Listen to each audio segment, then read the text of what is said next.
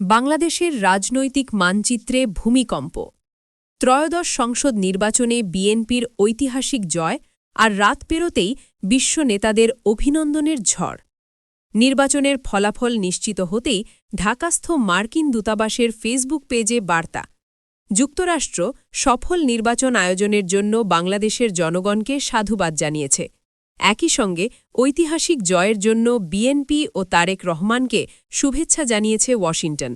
দুই দেশের সমৃদ্ধি ও নিরাপত্তার অভিন্ন লক্ষ্য বাস্তবায়নে একসাথে কাজের আগ্রহ প্রকাশ করেছে তারা। নরেন্দ্র মোদী বলেছেন, এই ফলাফল তারেক রহমানের প্রতি বাংলাদেশের জনগণের আস্থার প্রতিফলন। গণতান্ত্রিক, প্রগতিশীল ও অন্তর্ভুক্তিমূলক বাংলাদেশের পাশে থাকার অঙ্গীকারও করেছেন তিনি। শুধু ভারত নয়, শেহবাজ শরীফ দক্ষিণ এশিয়ায় শান্তি ও স্থিতিশীলতার লক্ষ্যে একযোগে কাজের প্রত্যাশা জানিয়েছেন। আর বেইজিং বলছে, বাংলাদেশ চীন সম্পর্কের নতুন অধ্যায় শুরু হতে যাচ্ছে।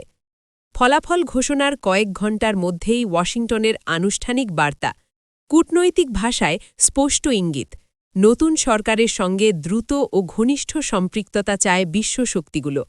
কিন্তু প্রশ্ন উঠছে, এই অভিনন্দনের পেছনে কি শুধুই শুভেচ্ছা, নাকি দক্ষিণ এশিয়ার কৌশলগত ভারসাম্যে নতুন হিসেব নিকাশ শুরু হয়েছে? বাংলাদেশ কি প্রবেশ করতে যাচ্ছে এক নতুন ভূরাজনৈতিক অধ্যায়ে? নতুন সরকার কাদের সঙ্গে কতটা দূর হাঁটবে?